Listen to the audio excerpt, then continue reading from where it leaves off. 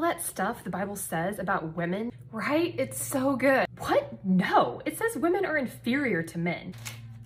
What are you doing? Looking for where it says women are inferior to men. Oh, it's in there. It's not in there. The culture at the time treated women as subservient to men, but the gospel set men and women as equal. There's all that stuff about women having to submit to men. There are 7 main passages that reference women and submission. 5 of those are specific to the marriage relationship. The other 2 are specific to church roles. 0 of them say that all women have to submit to all men. Even in marriage, men shouldn't have more power. The most comprehensive passage on this is in Ephesians. It's a total of 12 verses. 3 pertain to a woman's role in the marriage. The remaining 9 are about the husband. See, 75% of the power given to the man. No. These verses explain that the husband is responsible for the physical and spiritual health of his wife. Plus, he's commanded to cherish her and love her as himself. And he is described as one flesh with his wife.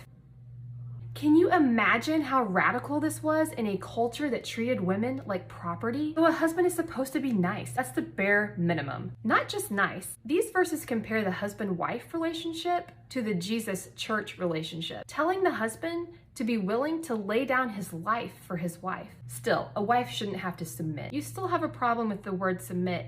What do you think it means? That a wife just has to do whatever her husband says? No translation from the original Greek defines this word to be blanket obedience, that a wife is forcibly under absolute control of her husband. Rather, most interpretations mean to voluntarily place oneself under an authority. In light of everything a husband is supposed to be, this doesn't seem all that frightening. I just can't get on board with submission. I think it's good to remember this instruction was being written to new Christ followers, many of whom likely had spouses that weren't Christ followers yet. And some propose that the Greek word for submit used in this passage was a word primarily used for military efforts.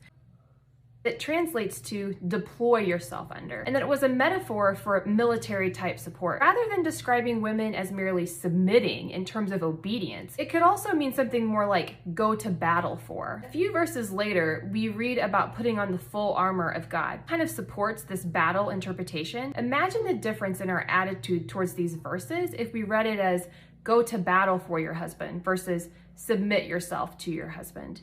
So like a woman warrior for Christ? You could say that. This passage was quite empowering for women during a time where women were not empowered. First, by saying that wives could be a conduit by which their husbands come to Christ. 2, by explicitly stating that a wife should be treated as an equal by her husband.